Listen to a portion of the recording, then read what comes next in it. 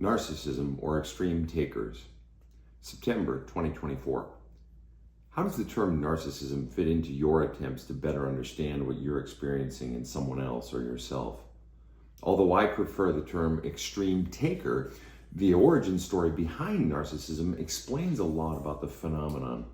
It also provides perspective on how much courage it takes to come to terms with the dynamics around extreme takers and extreme givers.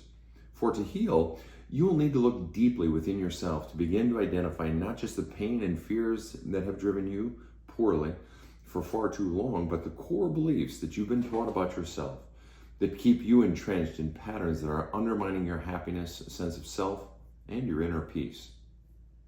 A context for narcissism.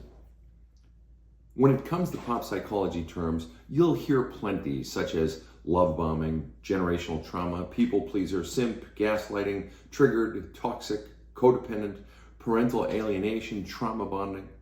But none, not one of them, is more tired, overused, and bled of meaning than, of course, narcissist.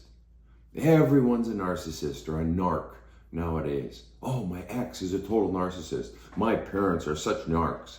My adult kid has such narcissistic tendencies and is killing me. How do I know if I'm a narcissist? And on go the statements in the narcissism obsession. Seemingly, everyone is convinced they know what a narcissist is because they read it on the Mayo Clinic website or read a bunch of Googled articles. Never mind that people who spend their adult lives and years of training who often write those very articles can misdiagnose diseases such as this all the time, because this and similar diseases are extraordinarily complex. But here's the thing. As many folks know, there is the clinical definition of it that psychologists and psychiatrists study and diagnose. And then there is the more garden variety usage of narcissist that is used by people trying to find the language for their experience. That has become a popular term precisely because it does this. It helps people better understand what they're experiencing in someone else or themselves. As you may or may not know about me, I'm not a psychologist. I'm not a mental health professional of any sort whatsoever. I have a soul counseling practice and am a former clergyman. I deal in belief systems, healing pain, and helping people go from surviving to thriving. Thus, the only thing I know about narcissism, or even much care about narcissism, is its origin. Because I studied the ancient languages of Greek, Hebrew, and Latin at the graduate and undergraduate levels, and am quite fluent in the belief systems within the cultures using those languages. So what is the origin of narcissism? I think you'll find it pretty interesting. Psychology, a science that has been around for 200 years, give or take, did not invent the notion of narcissism or even narcissistic tendencies. Rather, it co-opted it from the poet-theologians of ancient Greece. The story of Narcissus was of a mortal son of a god and a nymph. Basically, this young man was a handsome fella, and one day he saw his reflection in a pond. He immediately fell in love with himself and frittered away his days fawning over himself in that pool of water, eventually dying there of unrequited love. The broken heart of loving someone, in this case himself, who does not love you back, as it was only his reflection. His own self-obsession killed him. But here's the thing. This story, written by the Greek poet Ovid, was more than his attempt to describe a type of personality that already existed around him, which the stories of the gods and their progeny often were. The story would have been interesting enough with that simply... The story would have been interesting enough with simply that personality description and the life lesson it offers. Self-absorption can kill you. But that is the effect, see. Death by narcissistic tendencies, as Narcissus clearly exhibited because, well, he's Narcissus, doesn't tell the real story of why. Why did he die that way? Where did the narcissistic tendencies come from for Narcissus? What caused all of this. And this is where many of the clinical folks and most laypersons bandying about the term narcissist often completely miss the boat. Because told as such, the story is about an isolated individual who's in love with himself and he dies.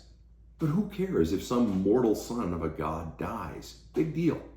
Why should I, as a reader or hearer of the story, have any pathos for or against Narcissus? The most compelling part of the story isn't the Narcissus part of the story any more than any hero or villain story is about the hero or the villain.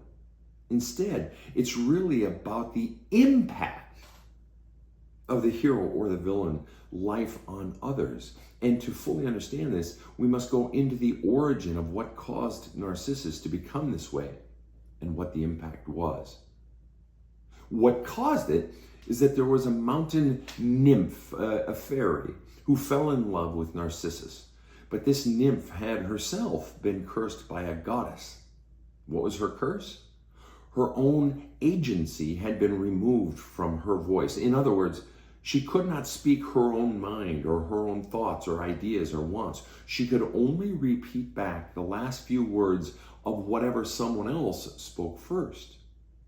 When she followed the young man she had fallen in love with, she could only repeat back his words of love for himself. His voice became her voice. So, of course, as they conversed, he fell in love with her treatment of her, always making him and his words the only thing out of her mouth. What did Ovid name this beautiful nymph? Echo. Narcissus was initially attracted to her when he could only hear her. But once she showed herself, he grew annoyed by her strange speaking style, wherein she could only repeat back his voice and words. Because of his annoyance and boredom with her lack of originality, he rejected her, time and again. The more he rejected her, the more obsessed she became with him. Eventually, she retreated to the mountains where she withered and died. Well, the goddess Nemesis heard about this tragedy and was pissed. So she cursed Narcissus, saying that he would never be able to be loved by the one he loved. Fast forward, he dies of never getting his own self-adoration and love returned to him. The linchpin of the story, when Narcissus goes from just being a young man who is in love with himself to being a man with a death sentence of a different stripe, is his treatment of the nymph who loved him. What makes the reader of the story feel justified in disliking the narcissist of the story is his treatment of someone who loves him.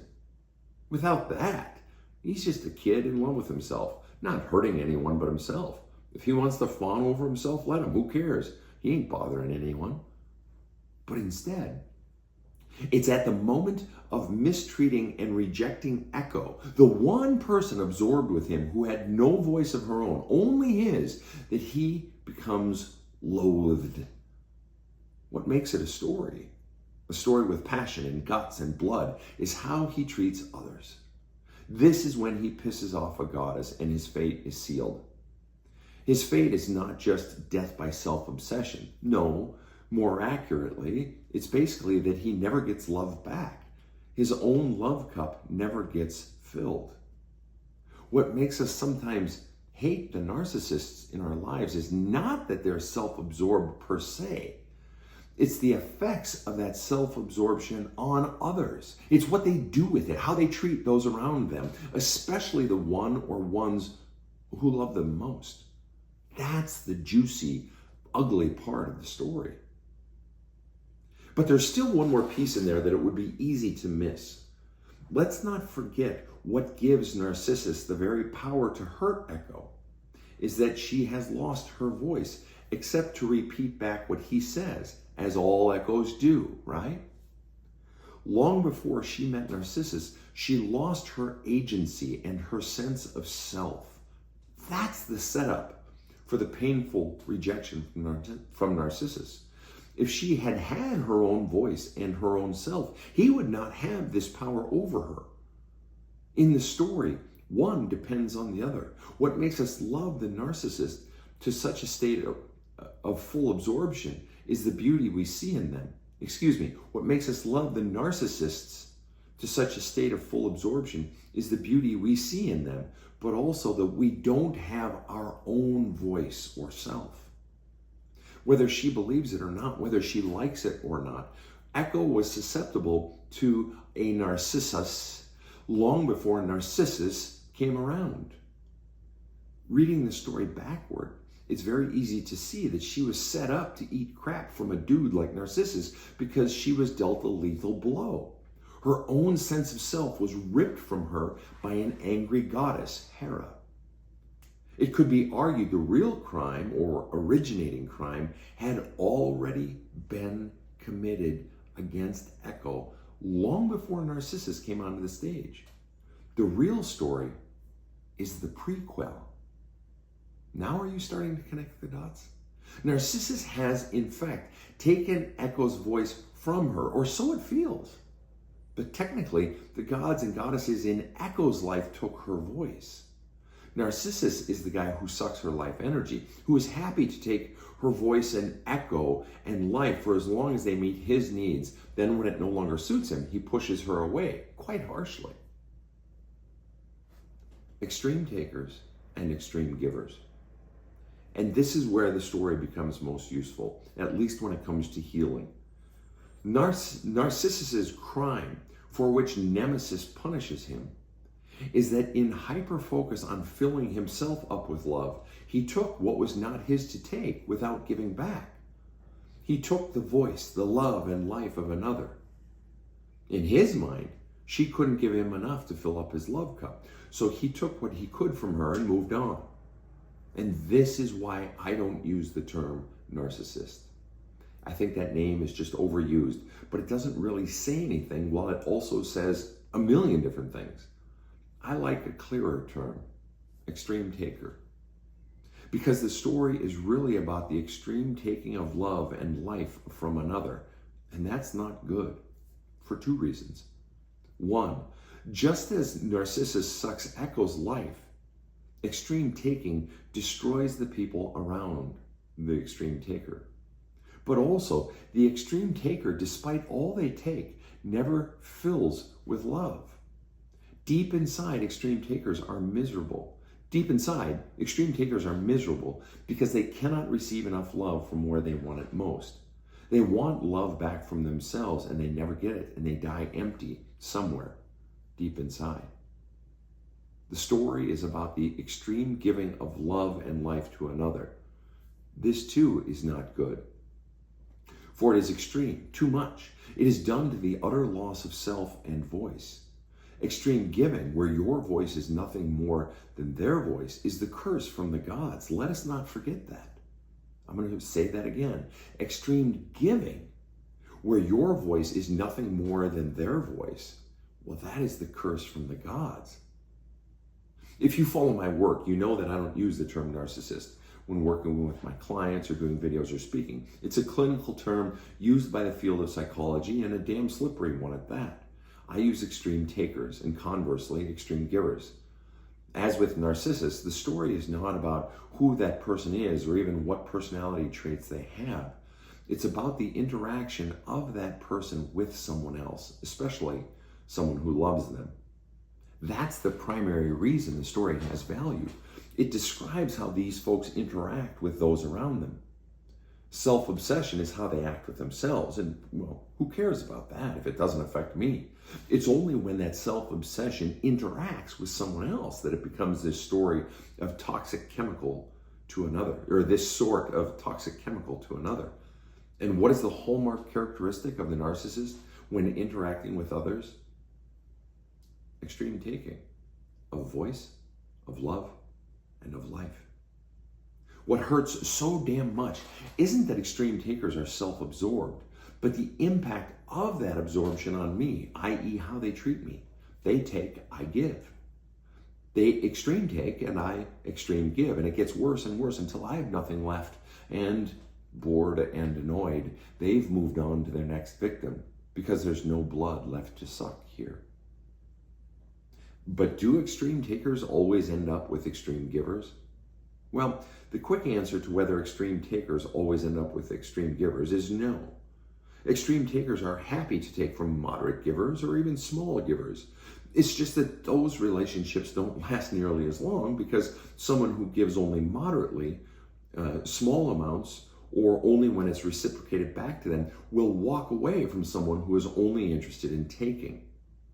Furthermore, the extreme taker will grow bored and annoyed sooner by someone who has only a small or moderate amount of love to give to them in return, unless that extreme taker uses that moderate giver as a supplement to her or his extreme giver.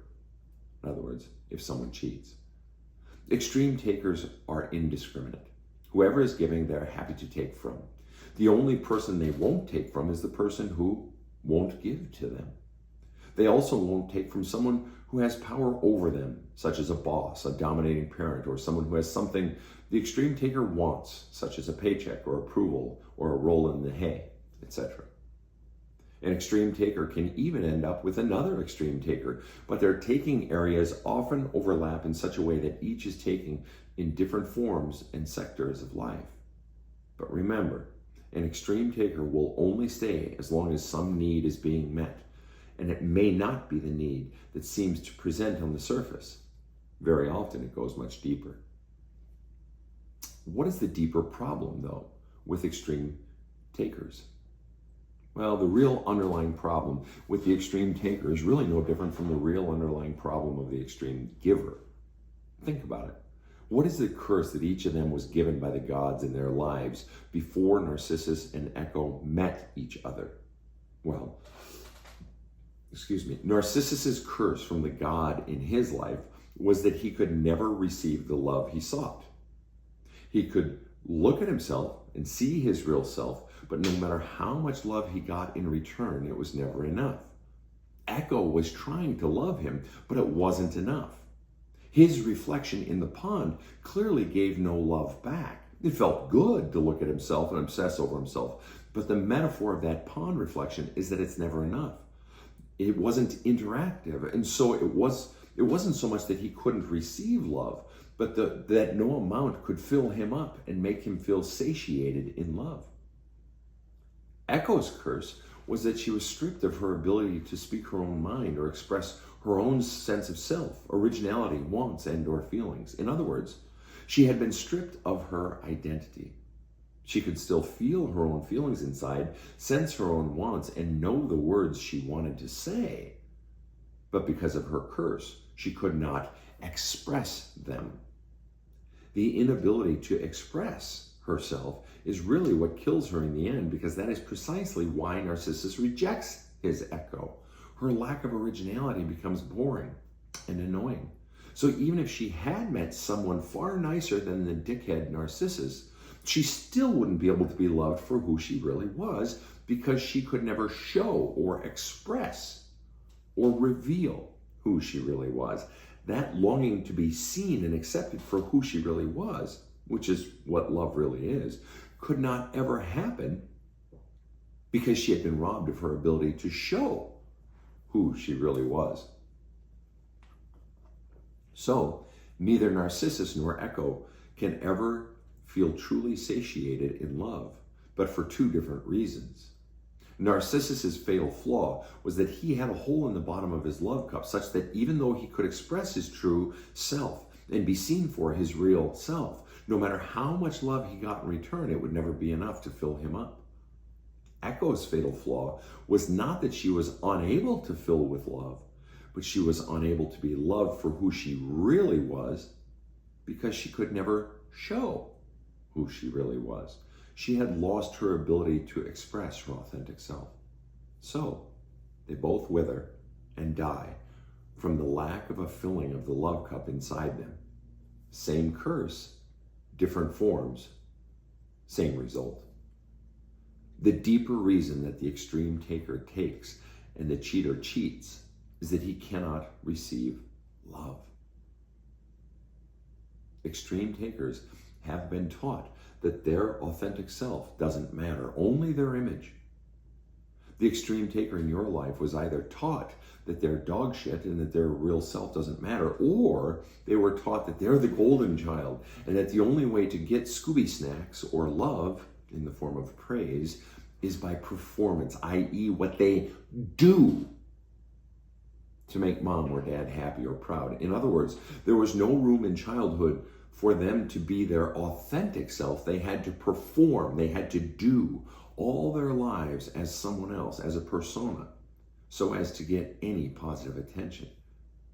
The gods in your extreme taker's life, mom, dad, or whoever raised your extreme taker, taught her or him that their real self doesn't matter. And that is how the hole gets drilled into the bottom of their love cup. The extreme taker cannot be loved for who she really is because she lacks the ability to ever fill with love. The gods in your extreme giver's life, mom, dad, or whoever raised your extreme giver, taught him or her their real self doesn't matter or is no good or not good enough. And by doing so, the child is taught the insignificance of his real self.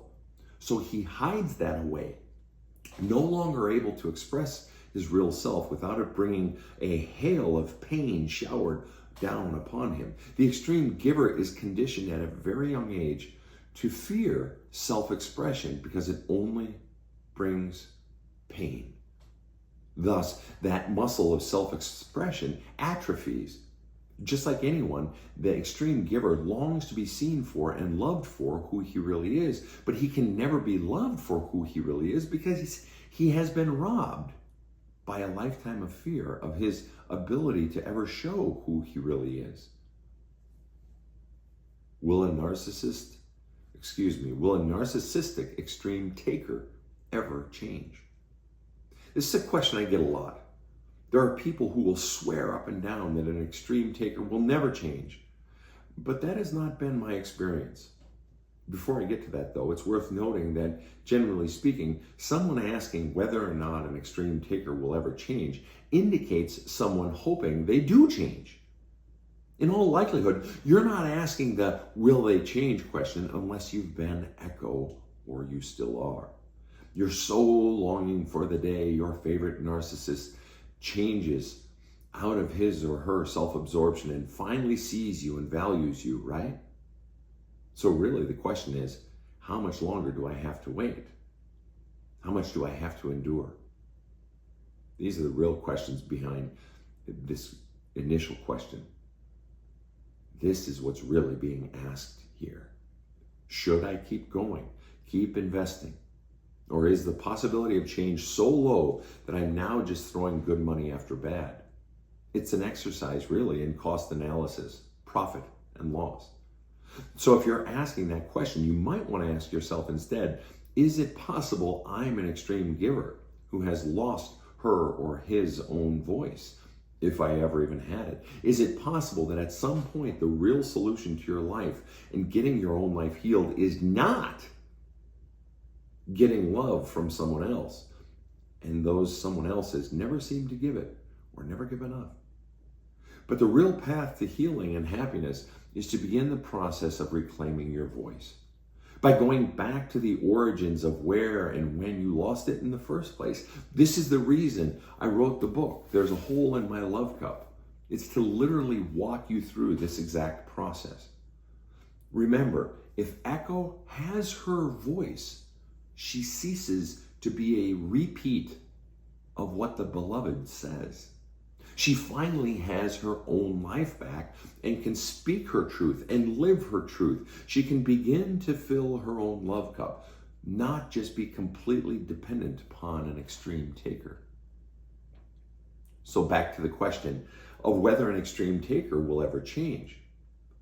It has been my experience that more often than not, extreme takers are constantly changing, unless they have an extremely limited circle of interactions with others or none at all. I guarantee 99% of the time, if the extreme taker has a job where they work for someone or some company, they are not treating their boss the way they treat you. Why? Well, they'd get fired if they did. Or maybe there are certain coworkers they don't treat with extreme taking, in no small part because they'd get reported to HR. Or maybe the extreme taker in your life owns the company they work at, so they have no boss. But yes, they do have a boss, and the boss is the customer. I guarantee you, your extreme taker is not treating their customers the way they treat you. If they did, they'd very quickly have no customers. And by the way, what does that say? That they treat a customer better than they treat a loved one? Or does that business owner treat their banker or mortgage company persons the way they treat you? I doubt it. Does your extreme taker treat her mother and father the way she treats you? Probably not. What about certain siblings? See, the question you have to ask is, who has the power over the extreme taker? Who has something the extreme taker wants or even needs? For once someone has something I want, they now have power over me, the power to withhold it and thereby make me miserable. Believing that she absolutely must get that thing she wants, even an extreme taker will defer or even back down or morph into someone they normally never are. So if they're not deferring to you, sucking up to you, or being kind to you, except when you walk away, it means that you have nothing they want. Or it means they know they have the power to get it from you without putting in any effort, because somewhere in them they sense that you've lost your power or sense of agency or self. You've lost your voice, and they know it. So extreme takers are constantly changing, constantly toggling between taking and giving if it means them getting more of what they think they cannot live without, which is more love and attention in one form or another from someone else. But that still doesn't get to the heart of the question of whether they'll ever change for you. Because again, you're doing that cost analysis. You're waiting and hoping they'll change for you and you can finally be happy together. So you're wondering if it's worth your time and energy and very lifeblood to continue to eat their meanness or indifference and endure it, right? Of course. And the simple answer is yes. Sometimes they do change. But change only comes from the pain of being a certain way, bringing such a high price that it's no longer worth it. And it's been my experience that extreme takers only experience unbearable pain that breaks them wide open and causes change when they've lost someone or something so very dear to them that they think they cannot take one more step. That is the inflection point. That is when the possibility for change happens. But sadly, often the person they lose isn't the person who most wants them to change. It may not be the loss of you or the fear of losing you that causes them to one day change. And that is just brutally heartbreaking to discover. Very often, though not always, the person whose loss sears them most is the loss of the child or adult child. If for no other reason, then children seem to have this infinite amount of love to give, precisely as the extreme taker needs. Or the loss that grips them most is that person they've been cheating with, or the person they went on to after you, and that just hurts. There's no two ways about it. It just hurts to know that I wasn't enough to get my extreme taker to change. And after we grieve over that for as long as it takes, we discover life goes on. And it's time to get serious about changing myself, the extreme giver. But that raises another separate question. Will an extreme giver ever change? Well, the short answer is that yes, they can. It's not inevitable, but it happens a lot. A good chunk of self-help is, quite unwittingly, geared toward helping extreme givers, people who've lost their own sense of self or their ability to express authentic self, become more balanced in giving and receiving, and even taking. But as with all things, the harsh reality is that change only comes from pain of some sort. Change will not occur until the pain gets bad enough, and until the gruesome cost of being a forever giver goes well beyond the extreme giver's extreme strength to endure all manner of vile shit, the extreme giver will never change. See, the other curse of the extreme giver is that he or she has gone his entire life never getting filled with love for his authentic self. So his ability to just endure life this way is extremely high. And if change only comes from the pain of life getting bad enough, then the extreme taker's strength is, in fact, his other great curse. He can always take more pain. Excuse me, I gotta read that back. And if change only comes from the pain of life getting bad enough, then the extreme giver's strength is, in fact, his other great curse. He can always take more pain. However, once the pain gets too bad, he finally finds his no and takes action to shut the pain down.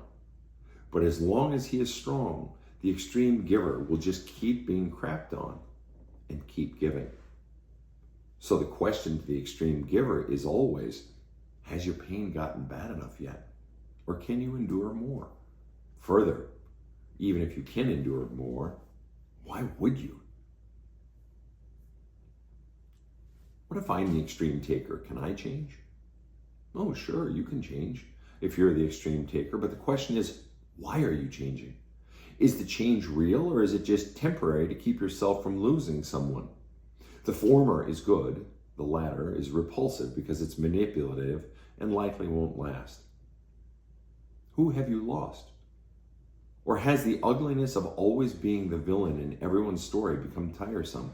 Or has the sense of inner self-loathing that you feel way down deep inside, that self-loathing that only hits you in the wee hours of the night or in some other vulnerable time, perhaps when drunk or fatigued, has it finally just exhausted you to the point where you're just sick of yourself? Whichever the reason, if your pain has driven you to the point of genuine lust for changing yourself, then the question becomes whether you have the courage to go into the origin stories of who you are, what you were taught to believe about yourself, and how the stories of villains and heroes in your past may not be the way you've always told it or thought about it. That is, until you're hungry enough to explore the dirty depths of your past, you ain't ready to change from being the a-hole extreme taker you've always been. And if you are ready, then you need to get my book, There's a Hole in My Love Cup, which is written precisely for this. The process is very doable, but it requires motivation, courage, and the willingness to do the ugly, scary tasks of rethinking and rewriting your past. Well, how do you know if someone is a narcissist extreme taker? Well, this is another question I get all the time. If this is your question, you're asking the wrong damn question. Why? Again, the question is, how do you know if someone is an extreme taker or a narcissist? This is the wrong question because you're basically saying that the enemies are outside the gate and you need to learn how to identify them. What I am saying is that the real enemy is inside the gate. And until you slay the enemy inside you, it doesn't matter who is outside or who is let in. See, as we discovered in the Greek myth at the beginning of this article, Echo's enemy isn't Narcissus. Her real enemy was the goddess Hera, who cursed her by stealing her voice, stealing her ability to tell and show the world who she really was. That is what she carried into the scenes where she meets and interacts with Narcissus. If she didn't have that original wounding, she would have been fine with the narc, or at least fared much better. So the challenge for the person fearful of narcissists is to go inside and discern what the voices are inside of you that are causing you to not believe in, speak, or stand up for who you really are. And this is where the whole conversation about red flags comes in. Relationship red flags. Very often in dating, as in friendships and family relationships, we want to know what red flags to be on the lookout for to avoid future problems in the relationship. But real red flags aren't what another person is doing or saying per se. Red flags are not something you identify in another. Red flags are a feeling inside myself. A red flag is anything that causes me to feel bad or even slightly off inside me. A red flag is a siren going off inside me. Call it intuition or gut or just something feeling, well, off. That's what a red flag is. That's how you identify an extreme taker. It's when someone says or does something that doesn't feel good to me or just feels off. If I feel that offness, I then have to choose whether to act on it by standing up for myself or let it slide. But if I don't have a connection with my authentic self inside, my intuition, my gut, I'll never know when something feels off to me. In other words, the question is not whether this or that person is a narcissist. The question is, am I tuned into myself and how things really feel to me well enough that I can feel when someone has hurt me or offended me? That's the question. And is my sense of self strong enough that I also stand up for myself and not back down? See, the real issue is not the other person. The real issue is whether I'm listening to my own inner voice, if I even have the ability to do so. And then it's acting on it. But if my voice has been stolen from me, or if my belief in my own value has been sucked out of me decades ago in childhood, then even if I can feel when something is off, I won't act on it because I don't believe I'm worth it. I'll fear standing up for myself because, well, what if they don't like it? What if they don't like me? What if they leave me? What if they get mad at me? So again, it is the beliefs I've been taught about myself that cause me to either hear and heed my own inner voice and thereby never allow someone to treat me in a narcissistic way, or to not hear or not act on how I am being treated by someone else. And if I'm not hearing and acting on it when someone hurts me, then I am basically giving that person permission to keep hurting me. And recognizing that small things become big things, if I allow someone to mistreat me or offend me once, I'm tacitly giving them permission to do it again and again and worse. Enter the narcissist. Spotting the narcissist is not the problem. So you see, spotting the narcissist is not the problem. The real problem is whether you have the ability to feel what feels crappy to you and whether you have the sense of self-value enough to courageously act when someone does treat you in a crappy manner. So, offensive as this may initially sound, the question is not, can you spot a narcissist? The real question is, can you spot a narcissist allower? Is it you? Do you allow people to act narcissistically towards you? And do you have the courage to do the real, ugly, nasty, scary work of going inside yourself and identifying the origins of this extreme allowing? The reason I ask these questions is because one of the patterns I've seen most frequently in situations where there is an extreme taker and an extreme giver is that there is another dynamic at play. The extreme taker becomes an extreme inflictor, causing all manner of damage to the ones around him or her. But far more importantly, the extreme giver also becomes even more fully the extreme allower. The extreme giver, by virtue of the fact that they were conditioned as children to only give and not have boundaries or expect equal treatment in return, they were also conditioned to allow themselves to be treated poorly, or at least their authentic self be treated poorly, because the most important thing is giving to the other and tolerating all manner of BS. So the very thing the extreme giver has the most of, the strength to endure the receiving of very little love and the strength to endure really poor treatment, is the very thing working against the extreme giver most. It's that ability to endure and the desire to win a bit of love from the extreme taker in return that causes the individual to become an extreme allower who just takes it and takes it and takes it, just destroying their own soul and sense of self. So you see, the real issue is not about identifying whether or not you have an extreme taker narcissist in your life. The real issue is whether or not you're able to identify when something, especially something small and maybe something medium, doesn't feel good to you. And then whether you're able and willing to stand up for yourself and not back down. Because that, and that alone, is the knowledge and strength you need for dealing with not only an extreme taker, but anyone in your life. So how well do you know yourself? That's the question. It is to know yourself and what your own self does not like or what feels crummy to yourself. And it is to not allow it in your life. If you were to strive to learn and do that one thing, and if you were to strive to remove from inside of you all of the core beliefs that keep you from doing that, shoot, your relationships would change dramatically because you would no longer be allowing treatment from anyone that feels bad to you. Imagine the impact on your happiness by eliminating that one thing. Stuff that doesn't feel good to you. Boy, it would be huge. But that requires the courage to go inside yourself and begin to identify not just the pain and fears that have driven you poorly for far too long, but the core beliefs you've been taught about yourself that keep you entrenched in patterns that are undermining your happiness, sense of self, and your inner peace.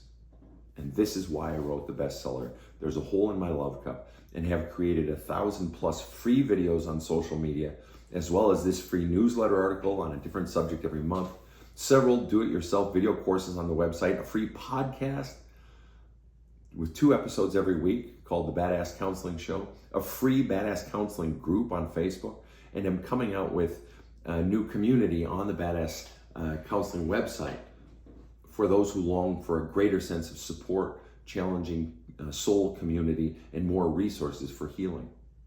All of these tools, most of them free, that I've created, exist to help you do the work of healing your inner child so that you can finally create relationships wherein both people are respected, treated well, and encouraged to become their fullest and most authentic selves.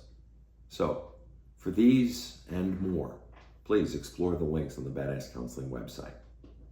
Thanks. Have a kick-ass day.